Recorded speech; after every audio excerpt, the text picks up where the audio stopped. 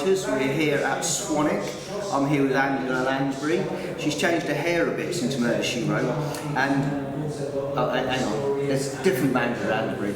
Yes, there are 13 of us on LinkedIn. There's 13 of you. That's just great. And you're obviously the most popular. As people ask me, are you the Angela Lansbury? And I would say, yes, as far as I'm concerned, and my mother, I am the Angela Lansbury. That makes sense. So it's very, very nice to meet you. The reason we're on today and we're talking, as you'll see by the headline, is we're talking about how to do public speaking, especially for authors. Because Angela, you're a Toastmaster. Yes, I recommend it to any speaker. The first thing it will do is stop you saying all the way through your speech. And if you pause like I do, you have to pause at a point where the reader thinks you're going to tell them something important. And you also want to focus on the aim. What are you there to do? Are you there to help the audience, or are you there to sell your books? When you've got that in mind, you are more focused. Yeah, engaging, so it's a to and from you to the audience. So what type of things can you tell the audience, what type of things Toastmasters can do for them? Toastmasters has a programme, and you have a wonderful choice of things you can do. For example, you can do blogs and podcasts. I didn't even know what a podcast was until I started the programme. A podcast is a bit like this, but it's a series of interviews on a theme. And now you see there I'm clicking. Now if I'm being watched by an evaluator at a Toastmasters meeting, I would ask them to watch out for certain things that I know I might be doing, and I will record myself, and then I will notice odd things I do, and I wave my fingers too much, am I looking at the ceiling, am I looking at the floor, am I looking at the camera so that the viewer can see me, am I looking at the interviewer to look as if we are having an affair or an emotional engagement. Yeah, this is very important aspects, and you've written some books about this kind of subject. Yes, I'm working on a book on speeches at the moment. I've just done a book on assonance and a book on alliteration. And I wrote alliteration just to try out e-books and get the formatting right, how big the font is for the title, and how you get the chapter headings all the same size font and so on. But the alliteration was just meant to be a sample. It turned out to be a complete book. You wouldn't think there was so much to say on alliteration. It's amazing when you look at these things, and sometimes the whole door opens up, you know, oh, there's that much in it. Yes, yes. And then, yeah. Well, I used to write for encyclopedias, so I can write on anything. Well, there you go. That's a Toastmasters thing as well, so you can go out and talk about any subject. If you go to a Toastmasters meeting, it's usually divided into three. One is the planned speeches, the other is the evaluations, when other speakers come in and say, you could do this extra, you could add this, where's your book, why aren't you holding up your book? That's what I would be saying to myself as an author. Should have thought, bring your book along and hold it up. So it'll have to go on at the end as a solid slide. And are you wearing a badge? I'm wearing my two Toastmasters badges here. What are you wearing? Does it fit in with your theme? And anyway, to go back to what you see at the meeting, you give your planned speech. You have a mentor who helps you give a planned speech. Now, I as a mentor, I don't like to go to a meeting and find there are three people on the programme and one of them hasn't turned up. Okay. Because they thought they'd write their speech in the last half hour, and then the boss told them to stay late for work, and they ring in and say, sorry, I haven't got a speech. And the whole meeting is messed up. It's thrown off. And if you are the Toastmaster meeting, what am I going to do? Who am I going to ask to give a speech at the last minute? And I've got to get an evaluator. So I'm going to go over the speaker and the planned speech, and then I'll come to the impromptu speech, which you can do as a visitor. Now, the planned speech, I as a mentor will make sure that doesn't happen, because I remember my wonderful mentor, Indra. He used to come round the week before on the Sunday morning. He was a civil servant, and he said, "I'm arriving at 11 and I'm leaving at 12.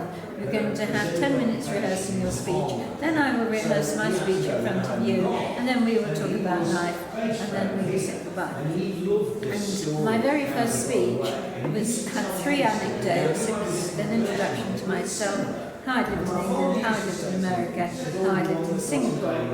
And he looked at me and said, "Have you got a prop?" I said, "A prop? Prop for America?" "Yes." "Well, I've got a cowgirl hat." "Okay." So off I went, hunted in my house, found a cowgirl hat, put it on. "Have you got a prop for Singapore?" "I've got a coolie hat." "Okay, you're going to get the coolie hat." So then I got the coolie hat. And that transformed my speech. It also helped me to focus on what I was saying. So I had my 3 hats, and I knew that my first story was going to be about a baseball cap with a Union Jack on it.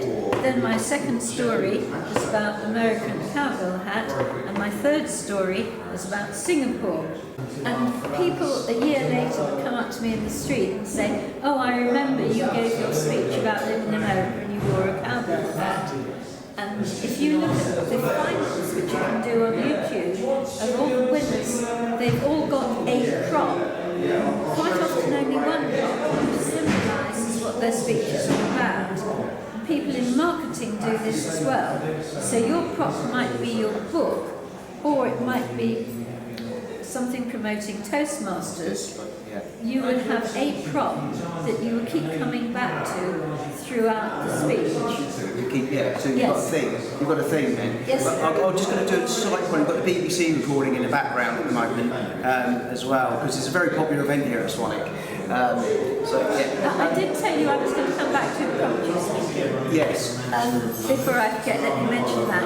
If you go to a Toastmasters meeting, quite often the people who have paid to join it, and it will cost you something like £200 a year, and you might get 1 meeting a month, 2 meetings a month, or even 3 a month. And with that you get the whole programme. But if you go along as a visitor, in my club in Singapore, well, I'm a president of a club in Singapore called Brattle Heights Advance. I'm a member of Harrovians and HOD in London, and I'm also a member of Tampines Changkat Advance in Singapore, and I'm also an area governor in 6 different clubs. So I'm really quite busy going. I go to a club every night, and sometimes a lunchtime club, organisers and business people like Dell, Barclays and IBM, all these big names. They all train their speakers to speak English and to promote their business. But for writers, you're promoting your book, and you should focus on that. But if you are doing an introduction to a book itself, you're introducing the book. However, you might be invited along to give people tips on something, like here, I'm giving you tips on speaking, and you should, by the end of it, have 2 or 3 tips. Yeah, because you've given something because someone wants to come and listen to you, and they don't want to go, well, that was a waste of time. Yes. You've given them something of value. Yes, you don't want to say she just talked about herself, she never told me what I could do. Yeah, you talk about value. So if I talk about this book, I'd then talk about, if I was Val Penny, which I'm not, I'd then talk about all the research process, how you do the research, a bit of inside information. So you come away going, oh, I didn't know that before. I've gained some knowledge. You'd be saying, go to the British Library, it's open certain hours, and there's their website, and they're near such and such a station. I would know that because I'm also a travel writer, and I have a travel blog called Travel with Angela Lansbury, and I hope next year to come back talking about blogging. And the last thing I do when I look at my blog is I think, what does the reader want to know? They actually want to know if I can go to visit, say, the British Library. How do I get there? When is it open? Can I visit it on a Sunday? If I get there at 7 in the morning, am I going to be sitting on the doorstep? What do I do? Is there a cafe nearby? So the nice thing about blogging is you can blog about your book, but make it interesting for the reader. And now to come back to Toastmasters, because I'm talking about two things here. Yeah, that's good, yeah. To come back to Toastmasters, when you go along as a visitor, you are very often allowed to speak for, at my club, Red Hats Advance, we go around the room. So I would say, hello, what is your name? Yeah, and I'd say Steve, yeah. Steve, and where are you from, Steve? I'm from Southampton. Okay, I would ask you that when you arrive, because I'm the meter and greeter, which you don't know about. All right, I might be sitting at a desk saying meter and greeter. Then we will go around the room and I'll say, please give your name and where you're from. You've already told me that, so you don't stand up and say, well, my name is... Oh, so you immediately set at ease, yeah. I've already set you up to answer the questions. So we go around the room, and then on a board it will have the theme of the day, which might be what I write, if you're a writing group. Yeah. And it's very often seasonal. So in Singapore, I have my whole year planned ahead. So February is always going to be love, Valentine's Day. What did you do on Valentine's Day? What will you do on Valentine's Day, according to when the meeting is? So you will be asked at the start of the meeting, hello, could you stand up and give us your name, where you're from, why you're here, and what you will be doing on Valentine's Day. Yeah. That gives people a chance to speak about something just for 1 minute. So you go around the room and introduce yourself. Then you sit back and think, oh, well, that's over. At least I've stood up and spoken. And then you come to the impromptu speeches, which are called table topics, because particularly in Singapore, they might put them on a table or in an envelope, and you pick one or you choose a number. In England, we don't like to do that. We like to give out the topic and make every person in the room think about the topic and wonder if they're going to be picked. So if the topic happened to be springtime flowers and poems, I would be thinking, Wordsworth's daffodils, what do I do about that? And then they might pick somebody else. But I've started to plan an impromptu speech, and I do a workshop on impromptu speaking. Yeah, brilliant, that's brilliant. And what I teach people to do is to have a prop planned. So I've got my prop planned here, which is my Toastmasters badges. I can go into a contest even without a prop, and I would find one. I'm asked, what do you think about a journey begins with a single step? I would take off my shoe and hold it up, but it's important to wear the right shoes. Oh, okay, and yeah. Then I give a speech on shoes, and then I say, when you start your journey, just remember you've got the right shoes. And I'll put it back on. And then nobody else in the contest will have a prop. And then all look surprised that I'd thought of that. It was very easy once you've got the trick. I like, just one final point here, that I liked how they have, because I've been to Toastmasters in Southampton.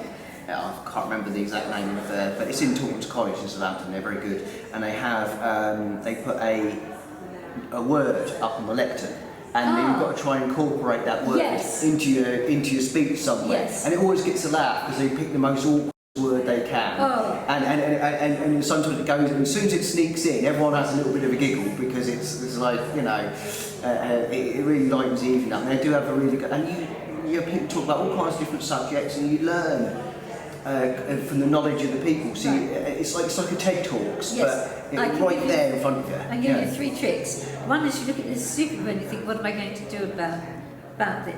So you write the line on the first line of your speech.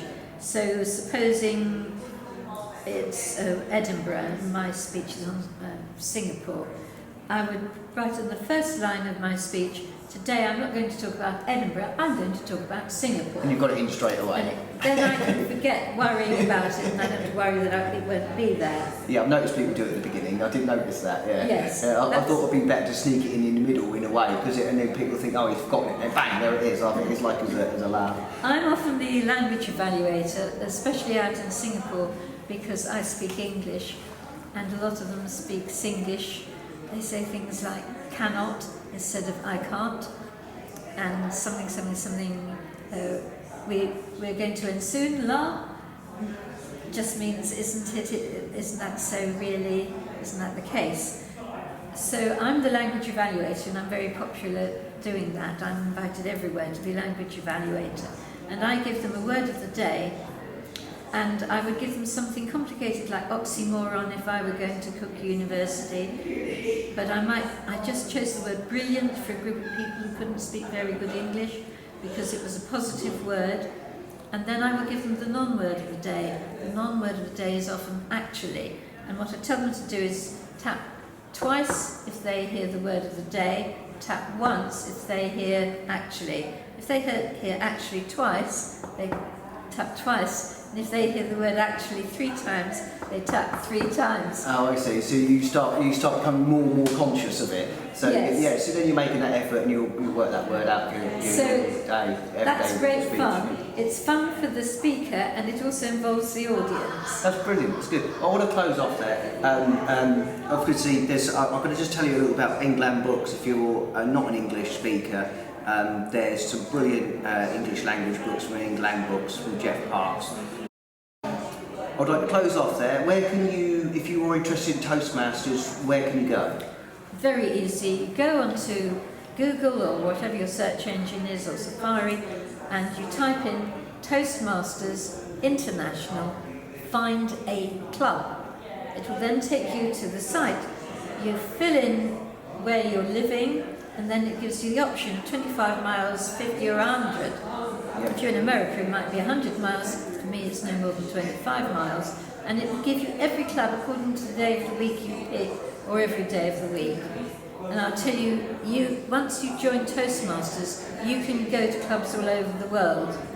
I was in Czechoslovakia on Boxing Day, which is a day when nothing happens in England, and I was able to go to a Toastmasters club. And they're great fun. I was surprised how much fun it was. My friend told me about it well over a year ago. I went my first time last month, and I've done my 3 free ones that you get. And it was just fun. It was a great fun, a really good laugh, and I'll be joining when I go back. Even though I can only go once a month, I'm joining.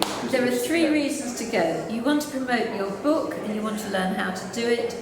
You want to learn how to speak for a wedding speech or something like that. You just want more confidence, or you've got nothing better to do and you want to go and sit in the audience, listen to some speeches. You'll find it so fascinating. I joined at the first meeting I ever went to. TED Talks from local people, that's what I say. Okay, thank you very much for speaking to us, Angela Lansbury. Thank you, Steve.